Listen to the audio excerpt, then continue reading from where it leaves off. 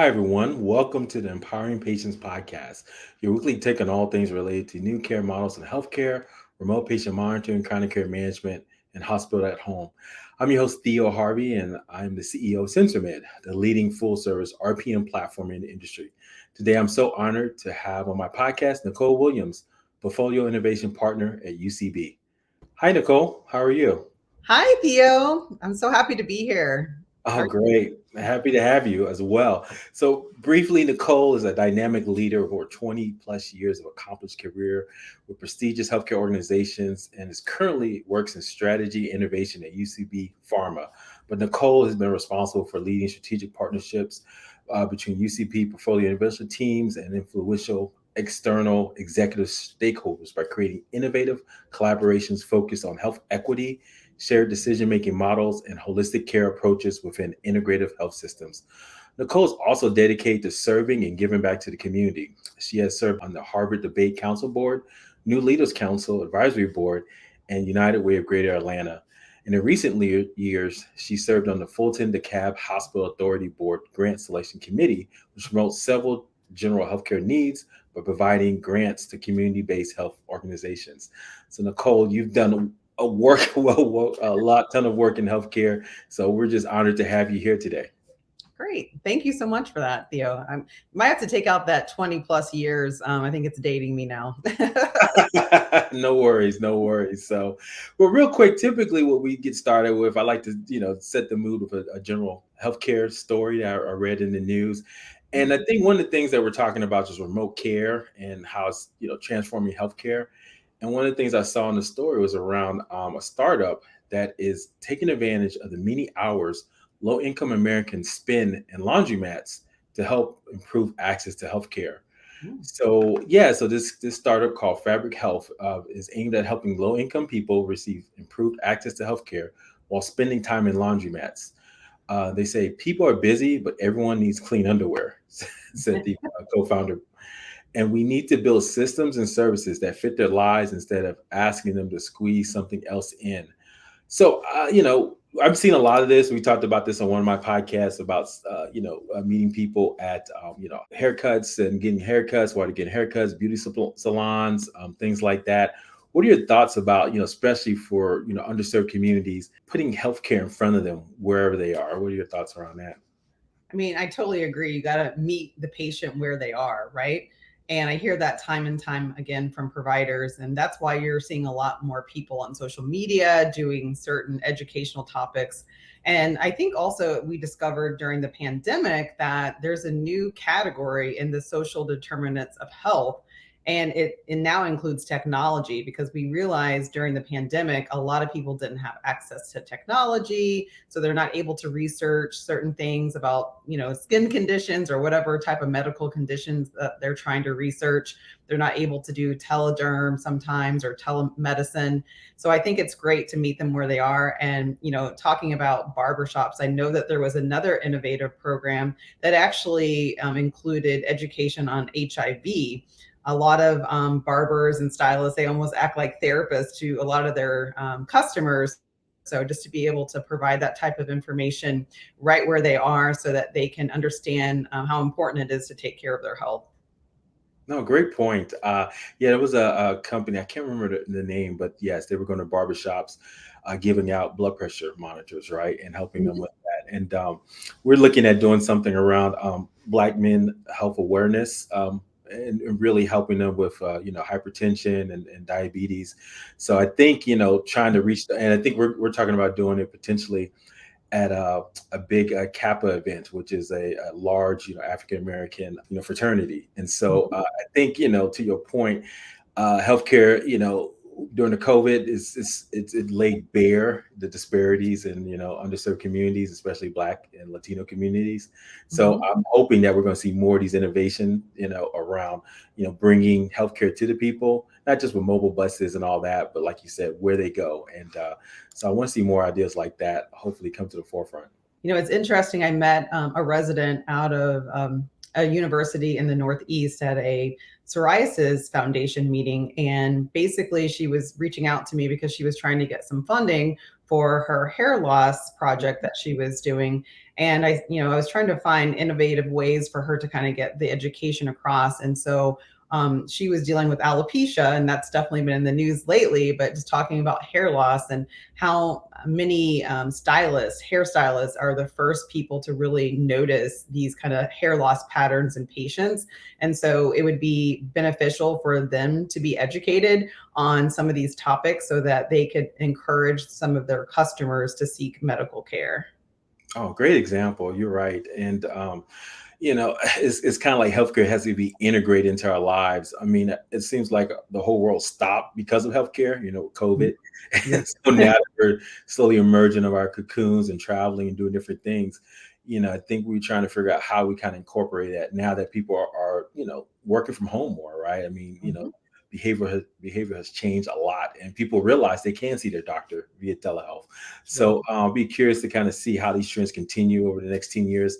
One thing I'll leave with this, during the COVID, someone mentioned to me that, healthcare, we advanced healthcare the most in the last 18 months than we had in the last previous 10 years. So, we did so many different things in healthcare, and the system kind of got exposed a little bit. So I'm hoping these innovations take place. And so, with that being said, let's move into our topic today. I know you have various backgrounds in healthcare, but specifically around skincare. And I would love to kind of understand your thoughts around, treating skin remotely with technology and telehealth. So one of the first questions I have for you is like, again, COVID, the big equalizer and changer for everything in healthcare related. We did see the rise of teledermatology. I think you and I have talked about it previously. What are your opinions for the benefits for this technology, and what's the benefit for the patient and maybe even for the doctor?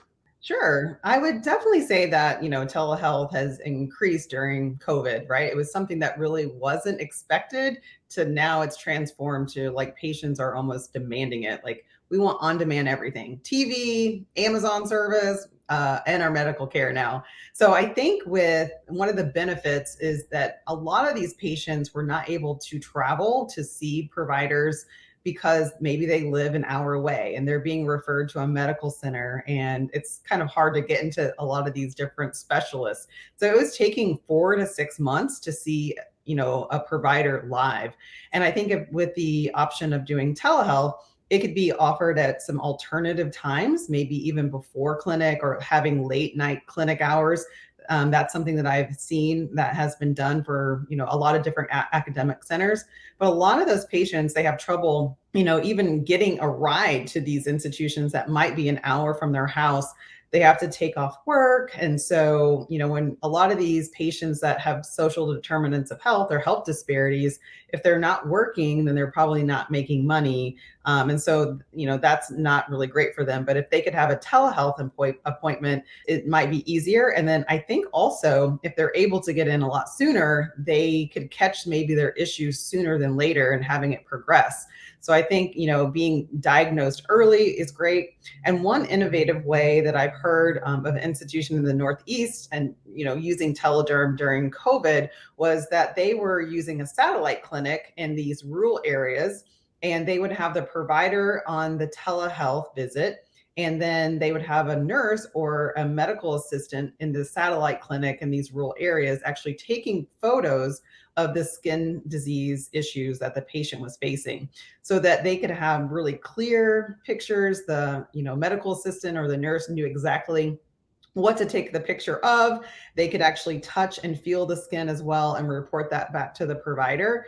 And that pilot program actually did really well. And a lot of these patients in these rural underserved areas were able to seek care, whereas before they were never getting to the providers.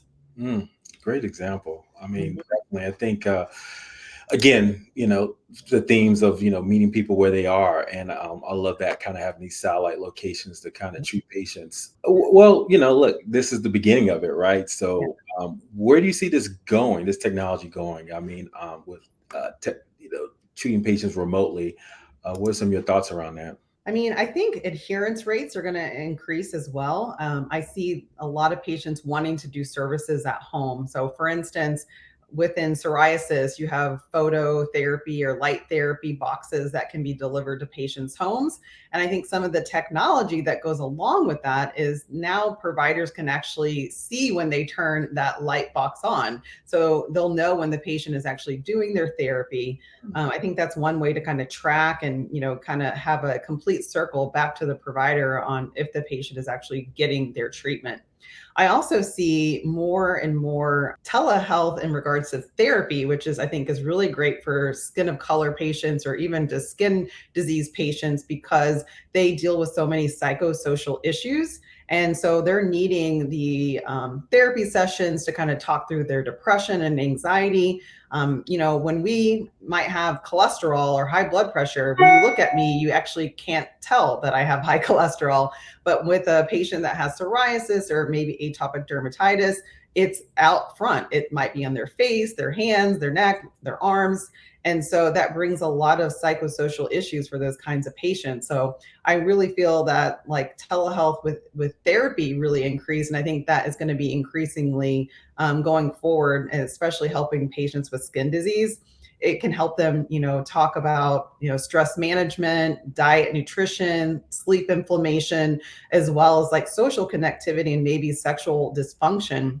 I think those topics is another way for technology, some of these digital applications, when you incorporate telehealth, is being able to actually push information to the patient on those kinds of topics. So if they could get articles or suggestions on how do they reduce their stress management or reduce their sleep inflammation, we know from a skin disease perspective that their disease they'll probably have less flares because it's going to reduce the inflammation when you take care of your psychosocial health as well. So I think that's I know that a direction where we're going. I think also shared decision making tools or digital health tools that help aid the discussion with the patient is something else that's going to be pushed out from telehealth or digital health options. And I think that's because patients want to be heard. They want to go to the doctor and actually talk about some of their psychosocial issues with their provider. So if the patient can, have their voice heard, and then the provider have certain aided tools, whether they like to have an injection or do they like pills, do they like creams, they can show them pictures. And that also helps with patients that may have language barriers as well. I think also with the shared decision making, they feel like they were part of the treatment plan. And it's not just the provider like pushing some information on the patient saying, well, this is what you're going to do and this is what you're going to take. Of course, they are the ones practicing medicine, but it's really important to incorporate the patient's, perspective and some of their concerns in the conversation. So I think those kind of tools are definitely being used. And I feel like that's where telehealth is going. Wow. No, very, very concise and just really comprehensive because you talked about the clinical aspect and understanding, are they even using it? And so that's what telehealth can help with, but also the ancillary things that go along with that, right? Like the mental aspect, because you're right, there's a lot of stigma associated with these type of conditions, and and there could be some mental conditions that people deal with, and then Yes. finally just the like the support that they could use, right? With, like the connections and also research that can be, delivered to them in the format that's digitally. So no, that's great. I think, that's the promise of telehealth and technology, right? And how it can enhance the patient experience wherever they are and can feel more comfortable about getting the treatments that they want. So that's very powerful. Well, typically, we talk a little bit about, a specific, we really do a lot with my company with a lot of underserved communities, dealing with patients dealing with hypertension, they're alone at home. How do we engage them? So, given your knowledge, around, this area, especially with your work with skin of color patients and the journeys of skin diseases, what do you believe are the key issues facing people of color in regards to skincare? Well, this is very timely because I just conducted a whole workshop on health disparities from key opinion leaders on social determinant of health across the nation. So these are really top of mind for me, but there are so many, but I would like to focus on just a couple. And I think the main one is trust in the healthcare system. As you know, and our history includes really heinous things like the Tuskegee experiment and the Henrietta Lacks cells being used without her knowledge. So those type of experiences have happened in our history definitely lead to the mistrust of the medical profession for a lot of patients with skin of color. I think also the mistrust comes when there's not a lot of cultural competency from providers. So they might have been misdiagnosed or just passed along to several different providers before they get to one that actually understands their skin disease and their healthcare needs. I hear this all the time that there needs to be more diversity in dermatology. There's not enough minority dermatologists across the nation in regards to the training, as well as getting out into the community and serving those patients. So it doesn't really match the general population. The percentage is a lot lower than what we actually see in the United States. And so that leads to patients going to providers that may not know how to treat skin of color. I think some of those issues are also that there's pictures that are not included in medical textbooks. There's not pictures that are included on the dermatology boards when you actually go to be a dermatologist. It's not included in their curriculum training during their residency program. So all of those things lead to things where you're not really sure on how to treat patients with skin of color. And the one that I hear the most is about our hair. So obviously, African American women have different hair textures. The way that we wear our hair is different hairstyles. It might include braids, extensions, cornrows. And with that lack of cultural competency, when you're going to see a provider that doesn't necessarily understand African American hair, they might see it as like, okay, well, you have this scalp condition and I need you to take this shampoo or use the shampoo every day. I don't know a Black woman on the face of the planet that would wash their hair every single day. And so that lack of understanding our needs leads to some of the mistrust as well. So I think that's like one of the biggest one. And then I also think from an educational standpoint, and this is how digital tools I think could definitely help this patient population, is just understanding skin disease in general. We have a lot of patients. I've heard this story most recently is that a patient had really bad scaly psoriasis and they went to a Black dermatologist and the dermatologist was like, have you ever noticed that your skin was, really dry? And she said, well, I just, my whole family just called me ashy skin. I just thought I had dry skin. I didn't realize it was actually a skin disease. And the same thing goes for screening for skin cancer. A lot of African American patients or minority patients, skin of color patients, don't feel like they need to go get annual skin checks because, we don't have as high prevalence of skin cancer in our populations. But, Bob Marley is like one of the famous stories. He actually died of skin cancer. He played soccer outdoors all the time in Jamaica. He actually got skin cancer in his toenail, and that actually led to his death. So it's really important that we do take care of our health and understand and have the education within our communities to promote, what skin disease looks like and how can you get it treated. Wow. Yeah. Oh, that was very comprehensive, and I appreciate that. And yeah, was there any way people can reach out to you and to learn more about the work you're doing, and especially with health disparities and skincare?